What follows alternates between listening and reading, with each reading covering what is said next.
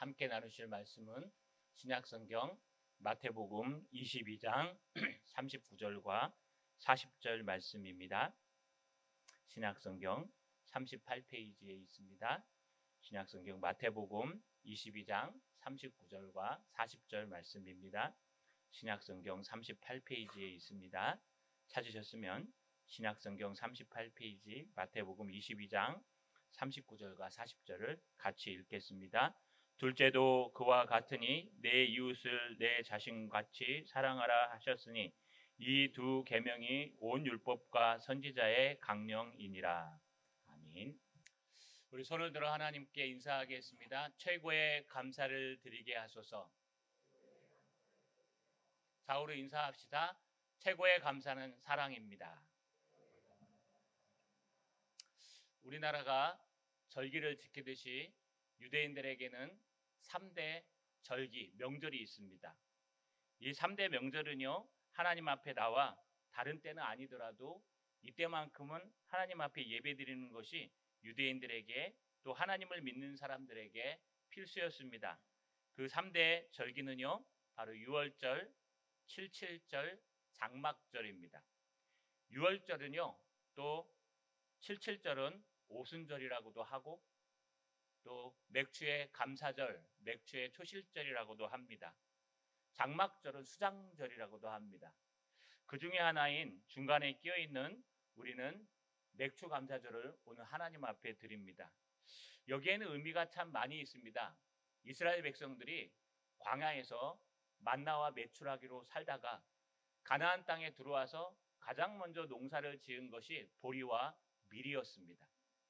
바로 보리와 밀의 농사를 짓고 그 농사의 첫 열매를 가지고 하나님 앞에 하나님 이 새로운 땅에서 하나님 약속의 땅에서 잘 인도해 주심을 감사하고 또 농사를 잘 지어서 첫 번째 열매를 하나님 앞에 드리게 하심을 감사합니다 하고 드리는 것이 바로 맥주 감사절 또는 맥주의 초실절 또는 초실절이라고도 설명합니다. 가나안 땅에 들어왔을 때 가나안 땅 사람들은요, 농사를 짓고 살았습니다.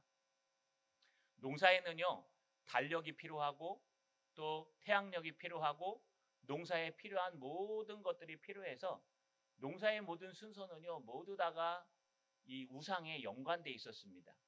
여러분 알다시피 우리 한국에도요, 농사하면은 우신, 미신과 많이 연관되어 있습니다. 지불놀이 아십니까? 여러분 집단을 태워가지고 논에서 집단을 태워서 그 애군을 다 물리친다 이런 뜻에서 지불놀이를 했는데 사실은 이 지불놀이가요 그냥 지불놀이 정도가 아니고요 그 집단을 태운 것을 그 논에 거름으로 주는 겁니다.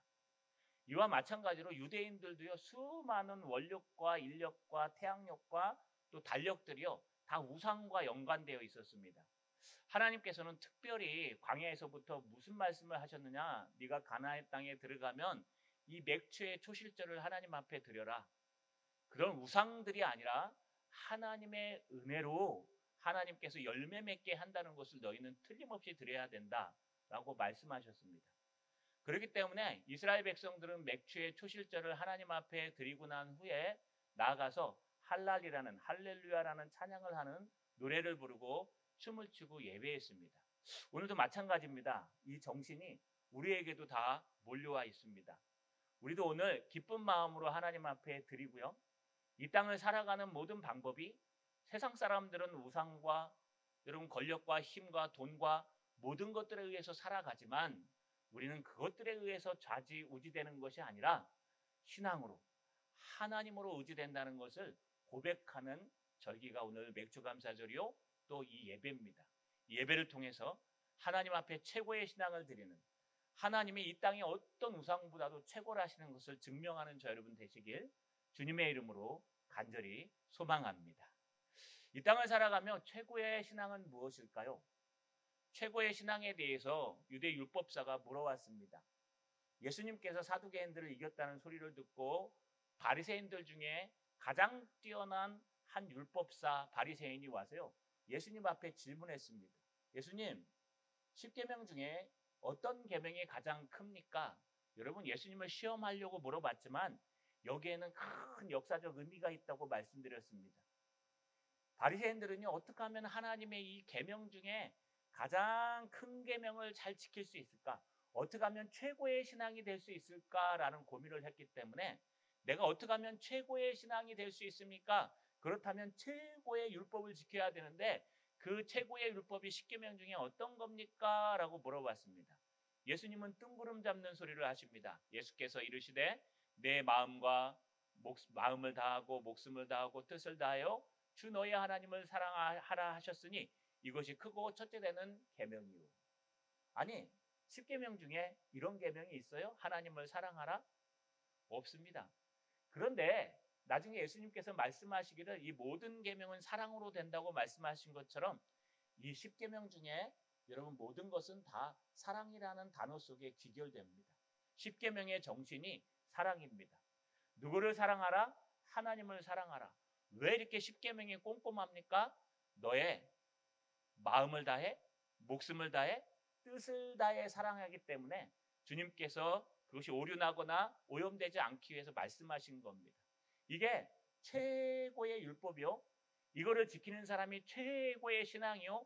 여러분, 맥주감사주일 하나님이 뭘 원하실까요?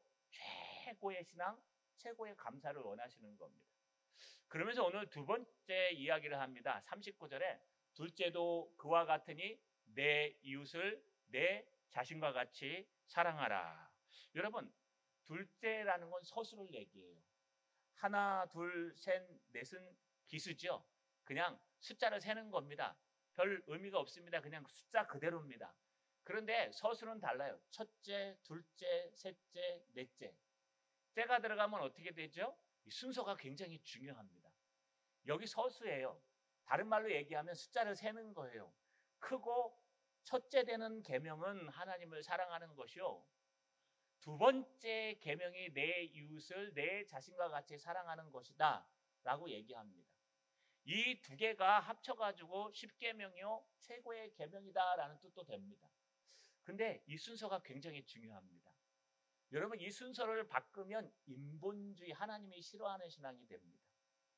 하나님을 먼저 사랑하고 하나님을 마음과 목숨과 뜻을 다하여 사랑한 후에 그 다음에 나타나는 것이 이웃을 사랑하는 것인데, 여러분, 하나님을 사랑하는 것이 아니라 뒷부분 먼저 생각하시면요, 내 이웃을 내 몸과 같이 사랑하라. 그런 다음에 기회가 되면 하나님을 사랑하라 라고 얘기하면 이게 확 바뀌어 버립니다. 이걸 인본주의, 세속주의라고 얘기합니다. 그래서 점점 사람을 사랑하다 보니까요, 사람을 너무 사랑한 나머지 하나님 사랑을 잃어버리기 시작합니다. 구제를 하고 선교를 하고 뭘 해도요, 사람 중심입니다. 예배를 드리는 것도 사람 중심입니다. 찬양을 하는 것도 사람을 찬양합니다.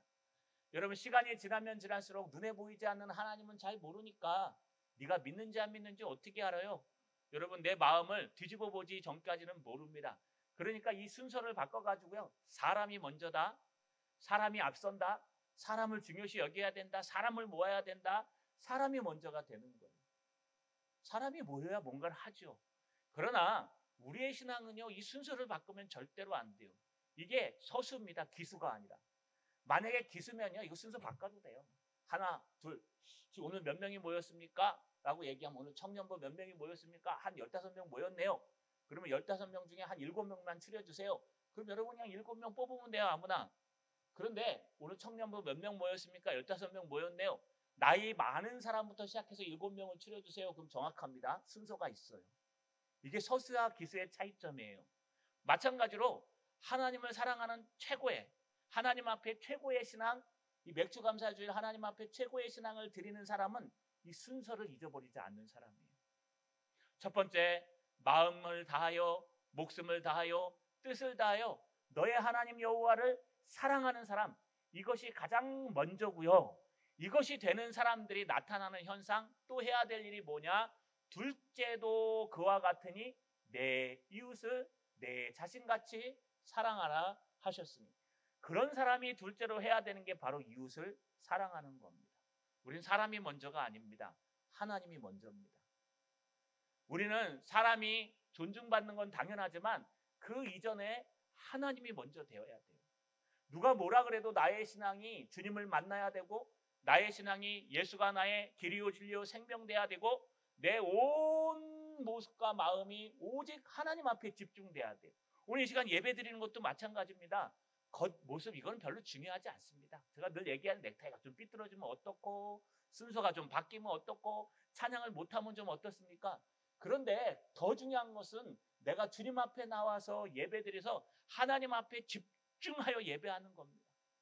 가끔 보면요, 예배하러 오셨는지 사람 만나러 오셨는지 헷갈릴 때가 있어요. 예배하러 오신 분들은 하나님 앞에 무릎 꿇고 기도하고, 물론 무릎은 못 꿇습니다. 무릎 꿇는 마음으로 앉아서 예배를 준비하며 기도하고 하나님 앞에 섭니다. 사람을 만나러 온 사람들은요, 하나님 별로 안 중요해요. 사람이 중요해요. 사람한테 나가, 사람한테 만나, 사람과 떠드는 게 더 중요해요. 여러분, 그거 과연 하나님이 받으실 예배가 될까요? 제가 늘 말씀드리지 않습니까? 제가 요즘 예배 전에 원래 15분 전에 찬양하는 게 제 원래 모토인데요.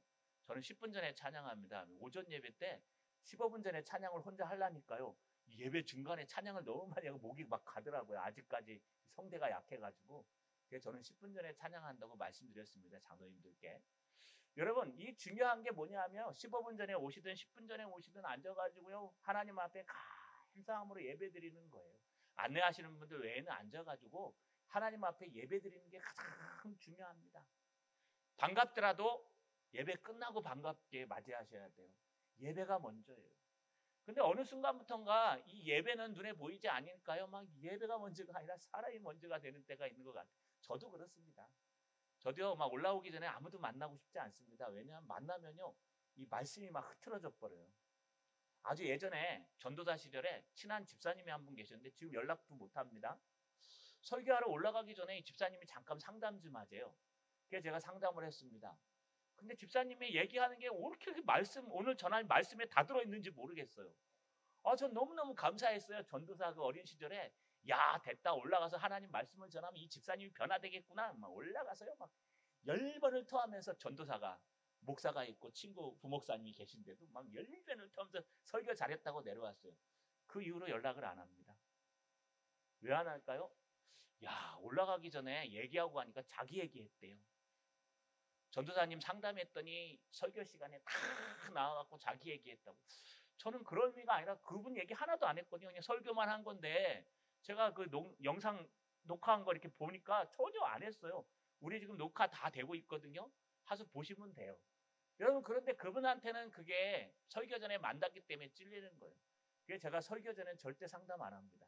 예배 끝나고 하시죠. 왜냐하면 끝나고 하면 할 말이 있어요. 여러분, 이게 뭐냐면 순서가 중요한 거예요. 순서가 하나님 먼저고 사람이 다음이면 문제가 해결돼요.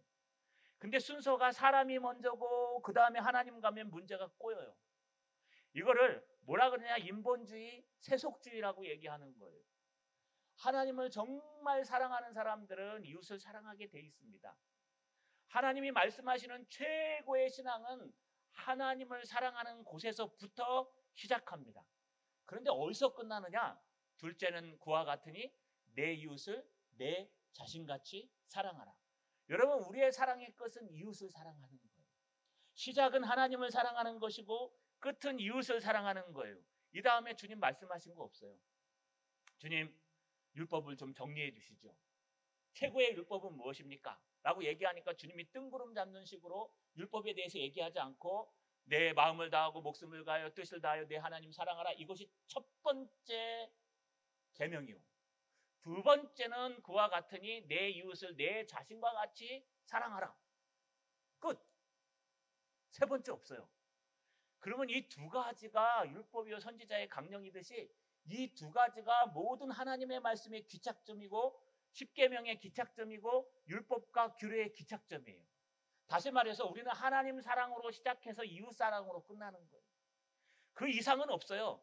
우리는 하나님을 정말 사랑하기 때문에 이웃을 사랑하는 거라고 말씀하고 있는 겁니다. 여러분, 그런데 이 말씀이 원래 레위기서에 있었어요.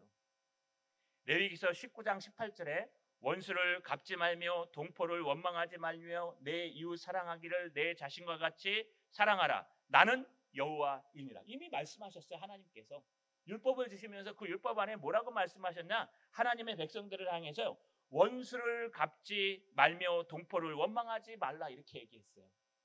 하나님을 정말 사랑하는 사람들은 원수 안 갚습니다. 하나님을 정말 사랑하는 사람들은요, 동포를 원망하지 않습니다. 하나님을 정말 사랑하는 사람들은요, 절대로 나를 공격하는 자를 위해 방어하지 않아요. 방어는 하겠죠. 그러나 대로 주고 말로 갚지는 않습니다. 하나님을 사랑하는 사람들은 원수를 사랑합니다.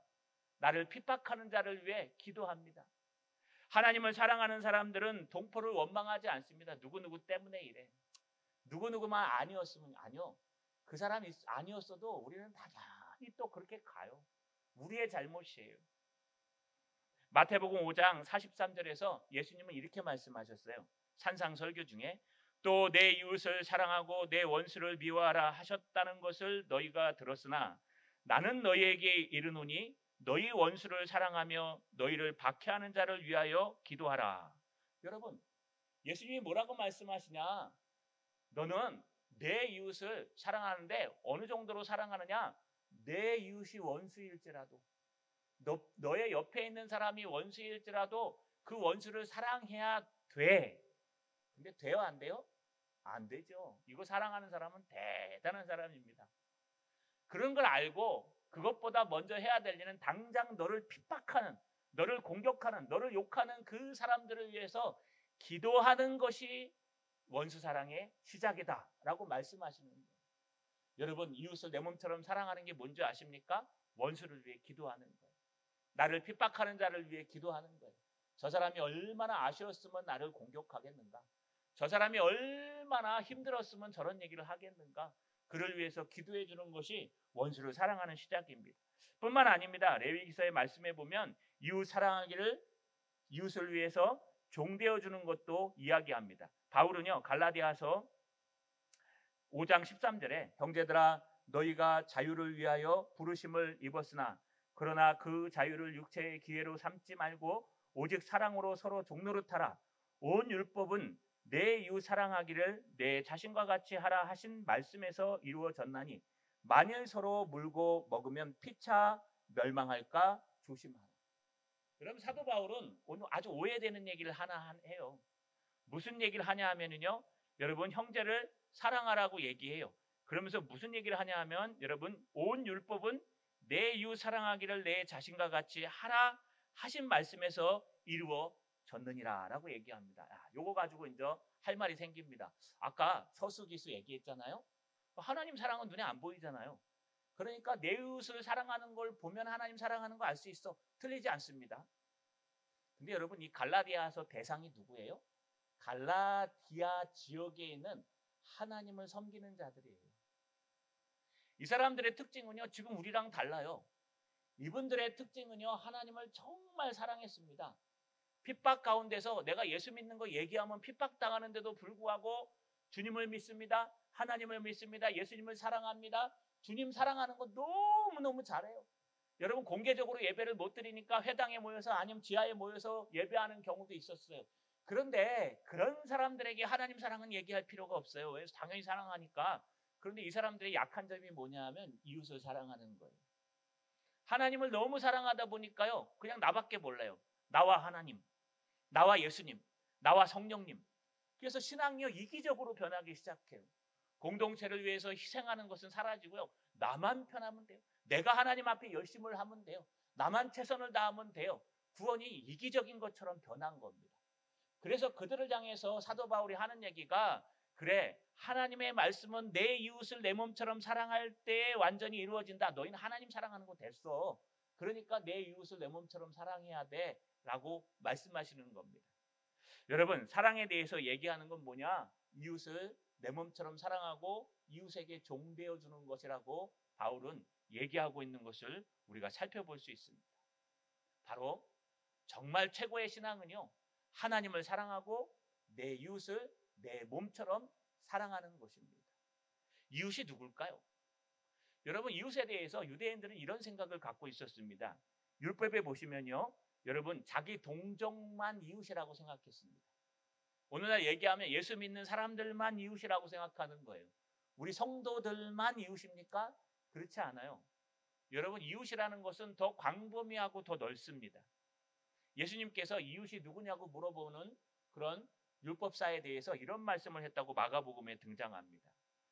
이웃에 대해서 얘기하면서 선한 사마리아인의 비유를 듣습니다. 예루살렘으로 내려가던 길에 예루살렘에서 지방으로 내려가던 길에 선한 사마리아인의 비유입니다. 한 청년이 여러분 강도를 만났습니다. 거반 죽게 되었습니다. 그때 종교 지도자들이 지나갑니다. 지나가면서 그 모습을 보고 나 지금 바쁜데, 제사장이 지나가면서요, 나 지금 바쁜데 하고 가버립니다. 레위 사람이 지나가면서 그냥 가버립니다. 다 하나님을 잘 믿는 사람, 지도자들입니다.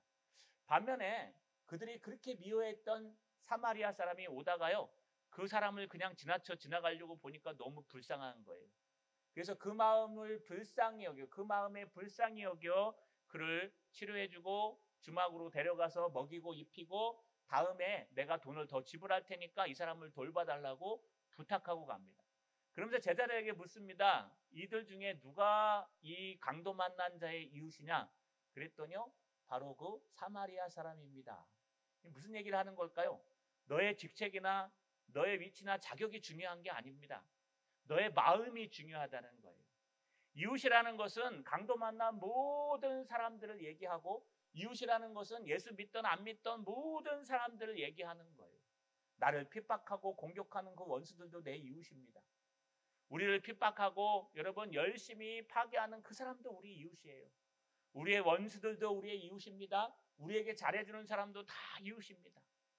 그래서 우리 믿는 사람들이 최고의 신앙을 지키는 것은 바로 그 이웃에게 사랑하는 것입니다.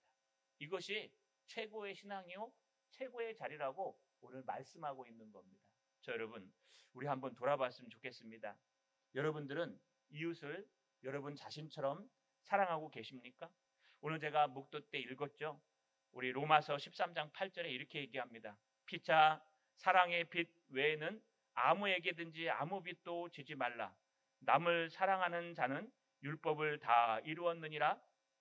간음하지 말라, 살인하지 말라, 도둑질하지 말라, 탐내지 말라 한 것과 그 외에 다른 계명이 있을지라도 내 이웃을 내 자신과 같이 사랑하라 하신 그 말씀 가운데 다 들어 있느니라. 사랑은 이웃에게 악을 행하지 아니하나니 그러므로 사랑은 율법의 완성이니라. 여러분, 피차에게 빚을 지는데 아무 빚도 지지 말고 사랑의 빚만 지라는 겁니다. 내가 사랑해서 나누어주고, 내가 사랑해서 도와주고, 내가 사랑해서 희생해주고, 내가 사랑해서 눈 감아주고. 여러분, 우리는 사랑하는 사람입니다. 하나님의 사랑으로 시작해서 이웃 사랑으로 끝나는 것이 최고의 복음입니다. 맥주절을 맞이하는 여러분, 우리 한번 돌아봤으면 좋겠습니다. 우리 하나님 아버지께서 어떻게 감사할 때 가장 감사를 받으실까요? 이스라엘 사람들은요, 이 맥주 감사절 제사가 끝나고 난 다음에 나가서 할라를 했습니다. 할렐루야라는 뜻입니다. 할렐루야 찬양을 하며 춤을 추며 먹고 마시고 놀았습니다. 화목제물을 드리고 그 화목제물 제사 음식을 먹으면서요, 서로 막 기쁘게 즐겁게 찬양하며 즐거워했습니다. 하나님께 영광을 돌리고 서로 교제했습니다. 물론 우리도 그래야 됩니다. 그러나 전제가 하나 있습니다. 내가 최고의 신앙을 갖고 있는가? 내가 정말 최고의 신앙의 모습이 있는가? 내가 최고의 신앙으로 하나님 앞에 감사드리고 있는가? 이게 최고의 감사입니다. 하나님께서 가장 기쁘게 받으시는 그 모습은 너희가 최고의 신앙으로 하나님 앞에 예배드리고 감사하라는 거예요. 그러려면 어떻게 해야 될까요? 하나님만 찬양하고 예배해야 됩니다. 이 시간 신령과 진정으로 주님 앞에 예배드리고, 이따 교제하실 때에는 정말 일주일 동안의 모든 것들을 내려놓고 서로 진정으로 교제하셔서 우리 이 맥주 감사 주일에 이웃을 내 몸처럼 사랑하여 온 율법을 다 이루시는 저 여러분 되시기를 주님의 이름으로 간절히 소망합니다. 그렇다면은요, 이웃을 사랑한다는 게 뭘까요? 여러분, 우리 오후 예배 때 참석하신 분들은 우리 5계명부터 10계명까지 소요리 문답을 나누었습니다. 잠깐 정리하면 이렇습니다. 내 이웃을 내 몸처럼 사랑하는 그 율법의 모습이 뭘까요? 지난주에 말씀드린 것처럼 하나님의 말씀 율법은요, 구원받는 데는 전혀 소용없습니다. 이제 율법은요, 구원받는 데 있어서 어떤 효력도 작용하지 않아요. 우리 성경에는요, 두 가지 이 파들이 있습니다. 파라고 얘기하면 모르는데 이 두 가지 주장하는 사람들이 있어요. 종교개혁을 했던 루터가 주장하는 걸 루터리안, 루터교회라고 얘기하고요. 우리 칼빈, 이 종교개혁을 완성하신 칼빈이 얘기한 것을 칼빈주의라고 얘기합니다. 우리는 가장 성경적인 게 칼빈이라 그래서 칼빈주의를 따라갑니다. 우리 개혁주의가 칼빈주의예요. 이 차이점이 뭔지 아십니까? 여러분, 대표적으로 중요한 게 뭐냐? 율법, 십계명과 율법이 예수를 믿고 구원을 얻는데 중요한 역할을 한다라고 하는 게 루터파고요. 십계명과 율법이 예수를 믿는데 전혀 작용하지 않는다가 우리입니다. 왜 그럴까요? 루터는요, 열심히 율법을 지켰어요. 수도사로서 열심히 율법을 지키고 율법대로 살려고 금식도 하고 여러분 삭발도 안 하고 열심히 살았는데 그러면 그럴수록 나에게 다가오는 게 뭐냐? 나는 죄인이다, 소망이 없다, 아무것도 아니다 라는 게 다가온 거예요. 너무 고민이 돼서 고해 성사를 하고 고해를 하고 여러분 열심히 살다 보니까 안 돼서 자기 수도 원장을 찾아갔어요. 원장님, 내가 이렇게 열심히 거룩하게 살려고 몸부림치는데 답이 안 나옵니다. 내 능력으로는 도저히 안 되고 나는 지저분하고 더러운 인생입니다. 수도 산데도 이 모양이에요. 그랬더니 이 수도 원장이요, 네가 로마서를 연구해서 아이들에게 좀 가르쳐봐라. 그래서요, 그 수도원에서 신학을 하면서 로마서를 공부한 거예요. 거기서 로마서 8장에서 깨진 거예요. 여러분, 하나님의 성령으로 된다는 것, 내 힘으로 되는 게 아니라 하나님의 은혜로 된다는 것. 그래서 사도 여러분, 루터는 회심합니다. 거기에 뭔 영향도 있습니다. 친구가 벼락 맞아 죽는 걸 보고 여러분 너무 놀라서 기도하다가 그렇습니다. 여러분, 이 루터가 깨달은 게 뭐냐? 예수를 믿는데 예수를 믿기까지 그 과정 속에서 이 십계명이 꼭 필요하다. 왜? 십계명은 죄를 깨닫게 하기 때문에 십계명을 공부시켜야 된다.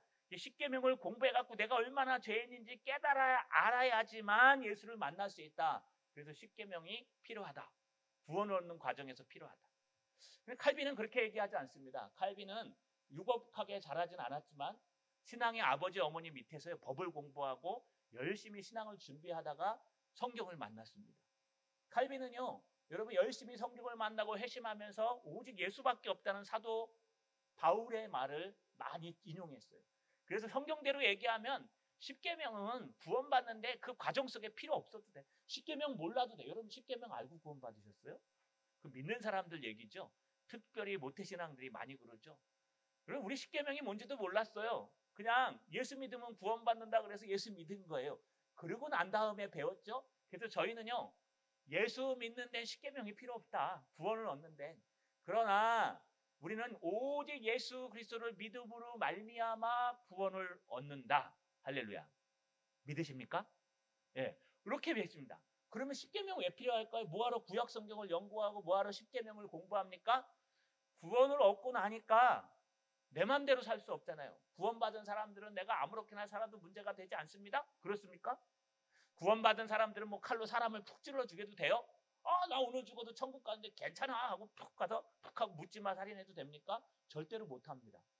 구원 얻은 사람들은 막 사기꾼이 돼도 돼요. 막 돈을 갖다 뿌려가지고 여러분 막 걷어들이고 돈을 몇 배로 늘리는 이자 장사해도 됩니까? 안 됩니다.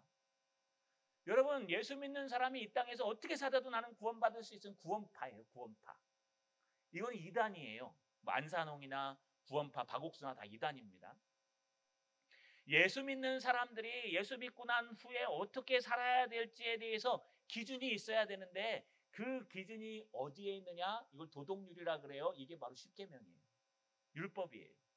그러니까 예수 믿기 전에는 십계명이 필요하지 않습니다. 그냥 읽어봐야 죄를 깨닫는가. 그러나 예수 믿은 다음에는 십계명이 필요해요. 왜? 하나님의 뜻대로 살아야 되는데 어떻게 사냐고요. 기준이 어디 있냐고요.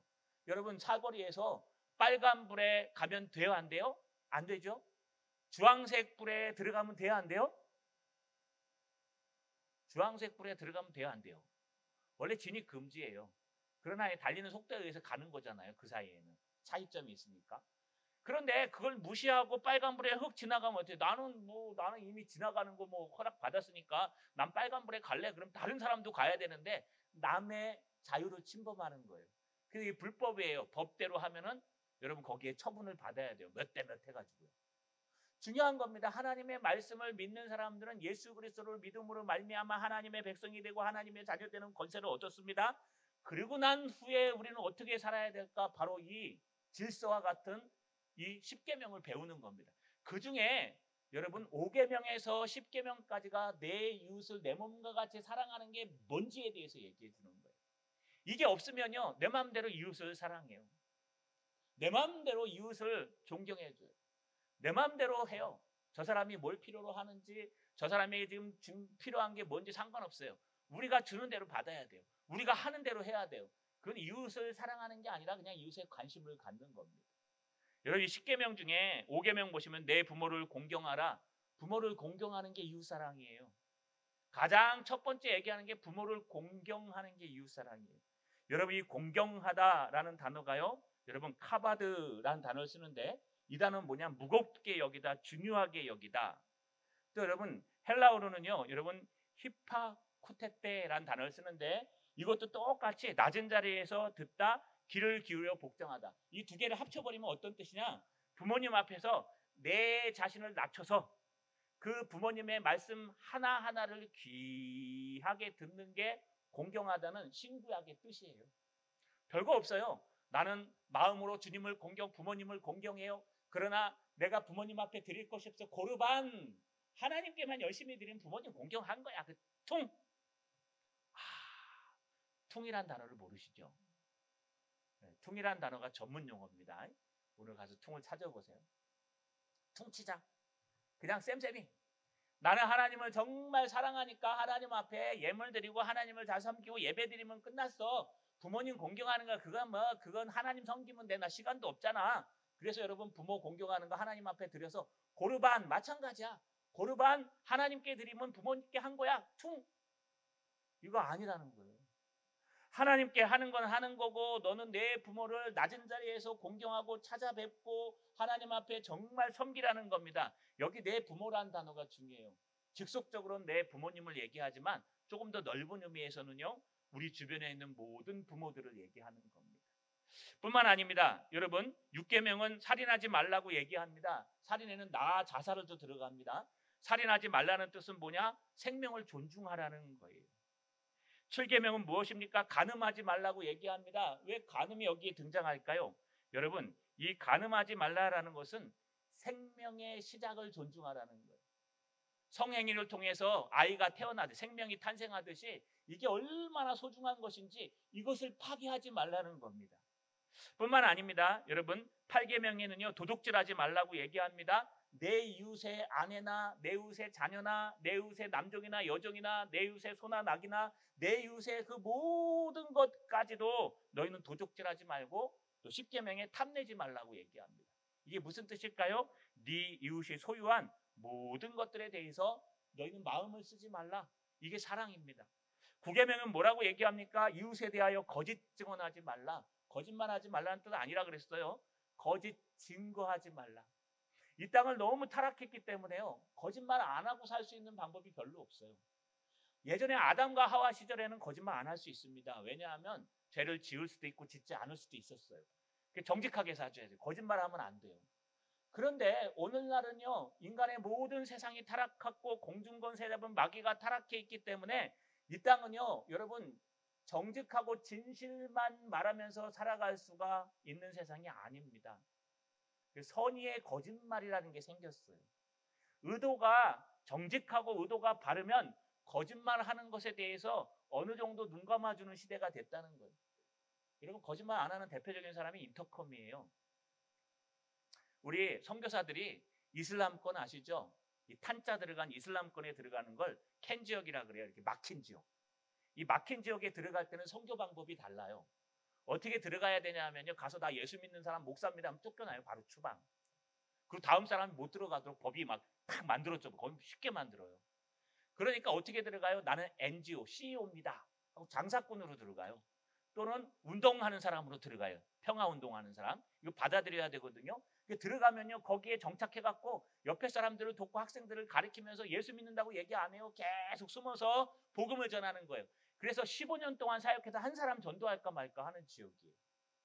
그런데 인터컴 최근에는 많이 바뀌었다고 하는데 전 똑같은 것 같아요. 인터컴이 여러분 선교지가 들어갑니다. 그럼 뭐라 그러는지 아십니까? 너희들은 왜 거짓말 하는데? 성경에 거짓 증거하지 말라 그랬는데 너희들 왜 선교사라는 걸 숨기는데? 우리는 안 감춰. 들어가자마자요. 역에 가갖고 기타 쳐요. 우리는 예수 믿는 사람들입니다. 우리는 하나님을 증거하는 사람들 싹 잡혀갖고 도망가요. 자기만 피해를 입으면 되는데 15년 동안 거기에 뿌리를 내리고 앉아서 한 영혼을 구원하기 위해서 여러분 선의의 거짓말을 해가면서 내가 목사라는 거 선교사라는 거 숨기고 내가 CEO라고 얘기했던 그 사람들까지 다 추방돼요. 법이 확 바뀌어버린대요. 여러분 그래서 다른 선교사들의 피해를 주는 사람이 돼버리는 거예요. 이게 뭘까요? 그 사람들이 정직해서 잘못됐다는 게 아닙니다. 이 땅은요 너무 타락했기 때문에 때로는 하나님의 영광을 위해서 이건 저들이 얘기하는 묘사 아닙니다. 그런 게 아니라 하나님의 영광을 위해서 말하지 않는 거예요. 그리고 내려놓는 겁니다. 그래도 제가 늘 말씀드렸죠. 그럼에도 불구하고 회개해야 된다고. 왜요? 하나님 내가 정직하게 말하지 못함을 용서해 주옵소서. 이 땅이 너무 타락해서 하나님의 영광을 위해서 이렇게 했으니 용서해 달라고 얘기했습니다. 이렇듯이 거짓 증거하는 것은 우리 이웃의 영혼을 파괴시키는 거예요. 거짓말하는 것은 우리 이웃의 영혼을 오염시키는 거예요. 그래서 이웃을 사랑하는 사람들은 절대로 거짓 증거하지 않기 위해 정직하기 위해서 노력한다는 뜻입니다. 자 여러분 그러면서 오늘 기가 막힌 얘기를 하나 합니다. 예수님께서 묻지도 않았는데 40절에 이 두 계명이 온 율법과 선지자의 강령이니라 라고 얘기합니다. 여러분 첫째는 내 하나님을 사랑하고 둘째는 내 이웃을 사랑한다. 이게 율법의 끝 사랑이야. 그런데 이 두 계명이 온 율법과 선지자의 강령이라고 얘기해요. 여러분 강령이라는 단어가 뭘까요? 강령이라는 단어는요 여러분 헬라어 원문으로 클만리미라는 단어입니다. 이 클만리미라는 단어는 무슨 뜻이냐 하면은요 매달리다, 걸리다, 달려있다 이런 뜻입니다. 그냥 달려있다 이런 뜻이에요. 좀 잘 보세요. 나무 하나가 쭉 있으면요 그 나무 밑 옆에 가지들이 달려 있습니다. 이거 우리가 어떻게 표현해요? 가지가 나왔다, 가지가 달려있다라고 표현하죠. 이게 달려있다는 게 그런 뜻이에요. 원 줄기에 가지들이 붙어있는 상태를 달려있다고 얘기해요. 다시 말해서 온 율법, 십계명의 온 율법, 또 규례와 율례의 온 율법, 또 하나님의 구약의 말씀, 신약의 모든 말씀, 아니 성문서, 하나님이 기록해서 주신 이 성경의 모든 말씀과 또 선지자들, 하나님이 보내신 많은 목사와 선교사와 많은 선지자들의 모든 강령, 그들이 어디에 달려 있어야 되느냐, 어디를 중심으로 움직여야 되느냐, 여기서 떨어져 나가면 안 되는 것이 무엇이냐? 그게 바로 하나님을 사랑하는 것이요 내 이웃을 내 몸처럼 사랑하는 것입니다. 이게 여러분 행동 강령이에요. 우리가 살아가는 행동 강령이에요. 우리 동산교회 행동 강령을 내립니다.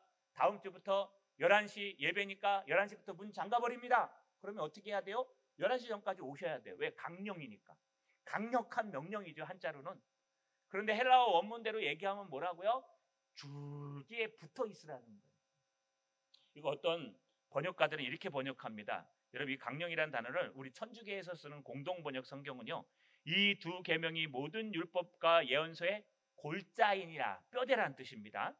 그 다음에 표준세번역에서는요 이 두 계명의 모든 율법과 예언자들의 본 뜻이 달려있느니라, 원래 중심 생각이란 뜻입니다. 또 현대인의 성경은요 모든 율법과 예언자들의 가르침은 이 두 계명에서 나온 것이니라. 무슨 뜻인지 아시겠죠? 근본이 되고 생수가 되고 근본 줄기가 된다는 거예요.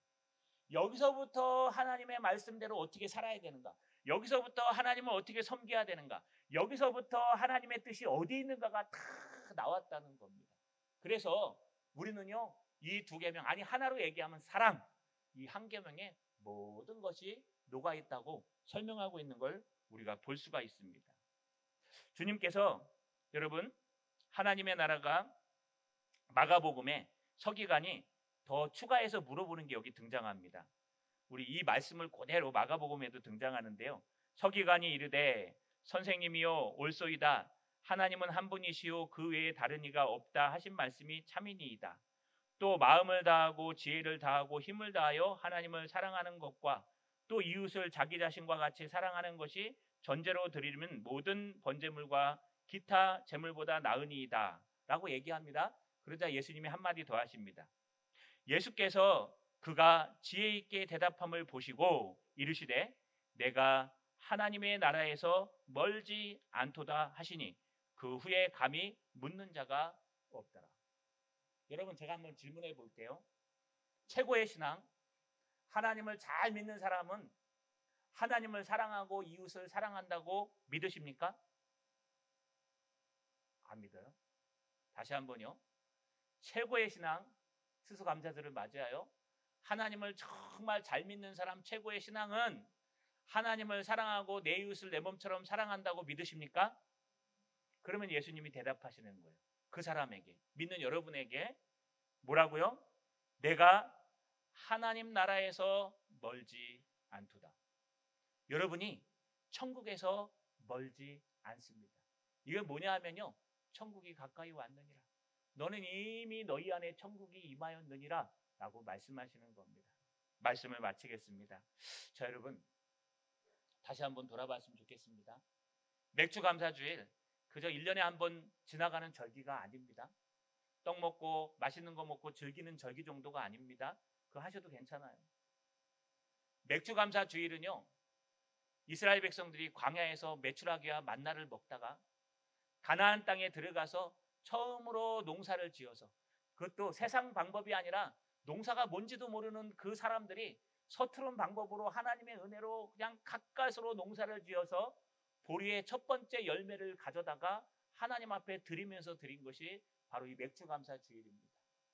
그들이 어떤 마음이었을까요? 바로 이 마음입니다. 하나님을 사랑하는 거고 이웃을 사랑하는 겁니다. 하나님을 내 마음과 목숨과 뜻을 다하여 사랑하는 마음으로 농사하며 내 이웃을 내 몸처럼 사랑하는 마음으로 좀 부족하지만 함께 농사짓고 함께 수확하고 함께 품앗이하며 얻은 그 맥주의 초실절을 가져다가 하나님 앞에 드리면서 선지자의 강령인 사랑하는 마음으로 드린 그 모습, 그것이 바로 맥주 감사주일의 정신이요 모습입니다. 오늘 하루도 이런 분들 되시길 바랍니다. 정말 하나님을 사랑해서 정말 하나님을 사모해서 하나님 앞에 예배드리고 교회에 나오신 분들, 또 하나님 앞에 교제할 때 내 이웃을 내 몸처럼 사랑하는 마음으로 교제하셔서 온 율법과 선지자의 강력한 명령인 사랑하는 마음을 이루시는, 하나님이 가장 최고로 여기시는 맥주감사절을 지키시는 저 여러분 되시기를 주님의 이름으로 소망합니다. 전능하신 아버지 하나님, 고맙고 감사합니다. 맥주감사절을 맞이하여 하나님 앞에 나와 예배드립니다.